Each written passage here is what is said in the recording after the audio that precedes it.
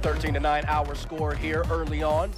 CSU Pueblo on the road leading the Grizzlies 5-4.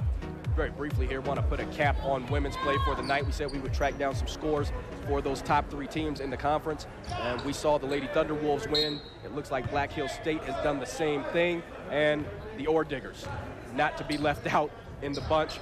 They got the win as well, 78-60. So the top 3 teams in women's play all still have 3 losses. Here's Shakir working against Golden. A couple of D1 guys gone D2. Wide open look for Hubbard, no good. Morgan probably could have pulled that one in, tried to tip it. No good on his attempt. McDonald once again ahead of steam, and we're gonna get a traveling call. Him and Shakir Smith matching up very evenly so far tonight. So the Grizzlies a little bit slow out of the gates offensively here. So far, the guys are 3 for 10 from the field. And CSU Pueblo countering with a 5 for 11 performance thus far. Most importantly, 2 early 3-pointers on 3 attempts. Exactly. You know, you take a look at the way they just got things started last weekend, too. I mean, they got out to an early 14-point lead last weekend on the road. And now just a little bit slow getting things going against CSUP. Mass substitutions here for the Thunderwolves. You'll get Cody Wallace out there along with Braden Kuiper, Will Newman checking in as well. Looks like Gavin Leggett out there for the Thunderwolves. And rounding things out, you got the big fella, Stevan Radakovic. 5 seconds on the shot clock. Austin just now realizing it, crossing over and getting all the way to the basket. That shaped up pretty nicely. That did. You almost thought that it was a planned strategy by Joe.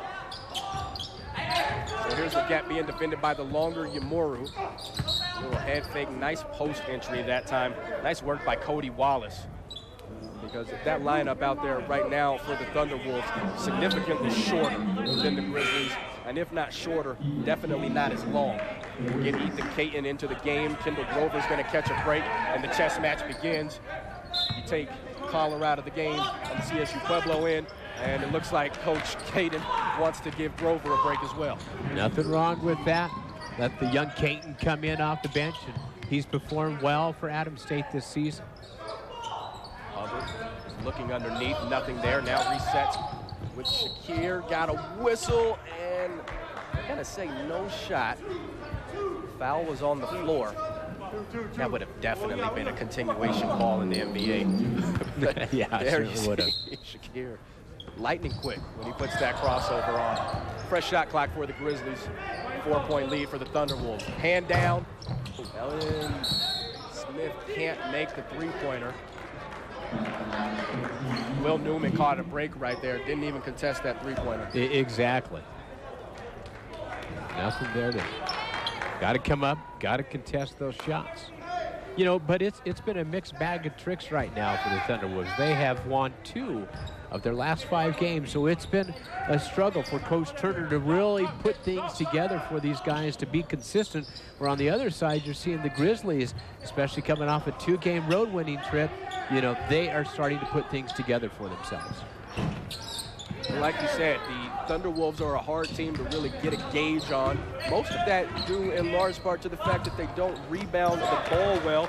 Kuiper wide open from 15, but they had a pretty big weekend last weekend. We talked about Collar being named RMAC Defensive Player of the Week, but they had 2 tough contests against Metro State and UCCS, and they came out on top of those. They certainly did, and you still see their leaders like Chris Golden. He contributes 16 points per game, so he's going to be key for the Grizzlies to keep it bay. And Golden, if you need to have some kind of comparison, is the Shakir Smith of the Thunderwolves team. Here's Leggett in transition, hitting the 3-pointer to go. That's a tough shot, 20-12. Wow, 20-11, excuse me. They're starting to pull away from Adams State early in this ballgame. Smith and Yamoru working together. Thunderwolves did the job there, and Smith trying to get the layup to go after he turned the corner. Here's Newman setting up another 3-pointer. That one no good from Wallace, and we'll get a foul underneath. Loose ball foul against Kuiper. You know, that's where the Thunderwolves are strong out, is outside, beyond the arc. They are persistent from three-point land. As a matter of fact, they bury 37% of the three-pointers from, you know, for a conference best of 11 per game. Machado's going to get back in the game. You see him there. And he's got 2 fouls, so he's in a delicate situation. But you saw what happened when Machado went out. The spacing kind of changed. Nobody checking Caton underneath, a couple of ball fakes, and now he'll head to the free throw line. Couldn't quite pull that one in cleanly. May have had a layup. Had an opportunity right there, but you're right. He couldn't get a good grip on the basketball, but the young man did a good job doing the head fake and then going up strong. So now the starting lineup for the Thunderwolves set to report back in. Oh, that hurt. Even left that one way short and off to the left. Just a freshman. Maybe he's got some big game jitters here, Damian. Is this game big for them? This is a pretty big game. Just a little bit. This has all the makings that everybody's looking for. Tonight's game will help decide the seeding going towards the RMAC shootout. So this is critical for both teams out here tonight. Young man recovered. He made the second. 20-12 to score. Approaching the 12-minute mark here in the period. Thunderwolves moving right to left for our radio listeners. This is Lear attacking Caton. Got the step, and now he got the foul. He'll head to the free throw line.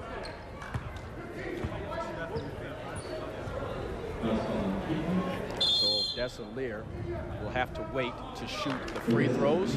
We're going to have a timeout. 20-12 the score. Thunderwolves traveling well thus far early on. 20-12 to count here in the first period. Thunderwolves come out, shot 50% from the field here through the first 8 minutes. Grizzlies just 4 of 13. Lear at the line, missing the first. This young man, Odessa Lear, one of the kids from Denver, George Washington product. Just a magnificent rebounder. He's a guy that has handles. He's good for about 7 rebounds a game. That's towards the top of the conference. It's actually 7th in the conference in rebounding. So one of those guys that not only tracks down boards, as you see Grover finish off the penetration. Jobel Austin. That'll get the crowd fired up right there. The big man slamming it down with authority. Let's go ahead and talk about Jobel Austin, because we make such a big deal about Shakir Smith and Kendall Grover. But this team is at its best when that young man is in the lane. He's got to be out there. He is so key, you know. Look right there, coming up with a near steal.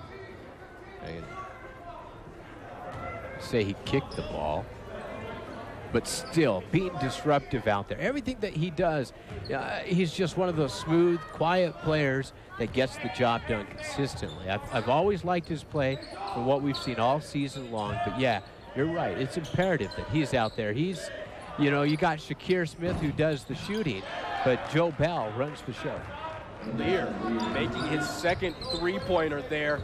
And the Grizzlies keep forgetting about him, and you can take a look at the shot and you can see how the ball's gone in. It doesn't look pretty, but if he keeps hitting like that, the Grizzlies are going to have to give him more attention. Here's Morgan working against Lear, nowhere to go, so it leaves Grover with Collar. Things a little congested for the Grizzlies, spacing not ideal. Morgan's going to have to take a three-pointer, can't answer.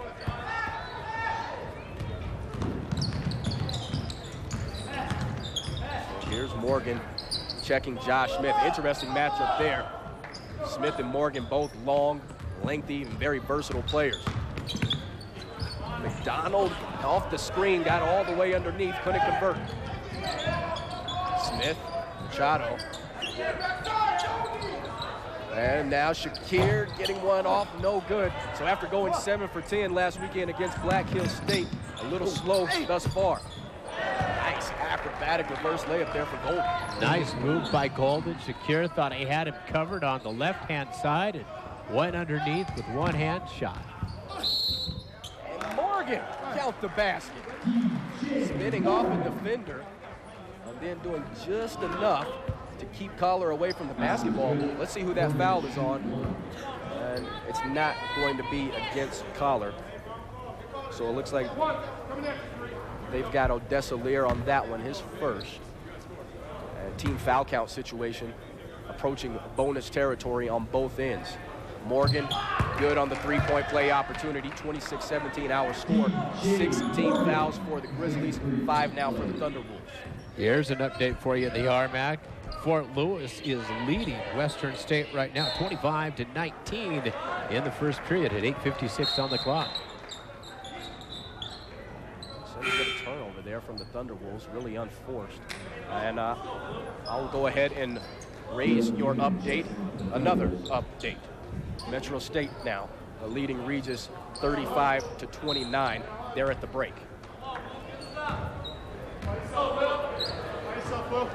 More updates to come. As you guys saw in the standings, everything is so tight. We're going to try to keep track of everything for you. Just 5 games remaining in the conference season and a lot of room to maneuver for teams like the Thunderwolves and the Grizzlies here.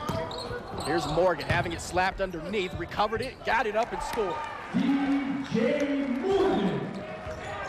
Morgan, 10 points against South Dakota Mines, 19 against Black Hills State, 18 against Regis. His offense has really come alive as of late. It certainly has. This young man is starting to light things up for the Grizzlies, showing that his offensive abilities. Great ball handler, but I'll tell you what, he's got great potential and good feel of the court, too. He knows when to cut in and slice and really lay up the ball nice and easy. I say it all the time. I think he runs without the ball better than anybody on the Grizzlies roster. There you see him working off the dribble, collar coming over and swatting that one emphatically out of bounds. 2.2 blocks per game. It's not on accident. That was one. We've already seen the second. He's a force to be reckoned with underneath, you know. So I think the big matchup, we'll see if Kendall can be effective against Collar. Kendall did pretty good the first outing. 16 points, 9 rebounds, and this is one of those climax moments for Kendall and the Grizzlies as a team, rebounding the basketball and playing tough underneath. They cannot allow that young man, Nelson Collar, to control this game down on the blocks. They certainly can. I think, you know, I think the Grizzlies have a little chip on their shoulder right now. They're coming in after losing to CSU P before they go into the break. They felt that was a game that they should have won, and I think they're coming out a little more hungry tonight, although they are trailing 26-19 at this point. Collar misses the 1-and-1 opportunity. Grizzlies catch the break there. 26-19 remains the score. Here's Smith on the drive off the angle and can't get the lefty layup to go. Golden trying to run down the long pass and just a little bit past his outstretched arms. Coach Caden, you see him there holding up the 3. Let's see what the 3 call is offensively for the Grizzlies. 8:21 on this first period clock. And the 3 call is going to start out with Joe Bell Austin on the ball, Grover on the left block, along with Umoru. Got Machado and Smith on the wings. Here's the down screen for Shakir, and he pops open on the opposite end. This looks good. It is. Nice ball movement by Adams. You like the 3 that you saw right there, the way everything was set up and the way they moved the ball around the perimeter to set up Shakir. Yeah, very unassuming to start out with. Shakir goes down to set a screen, just fades to the corner, and got the 3-pointer. Lear crashing the boards there on the 2.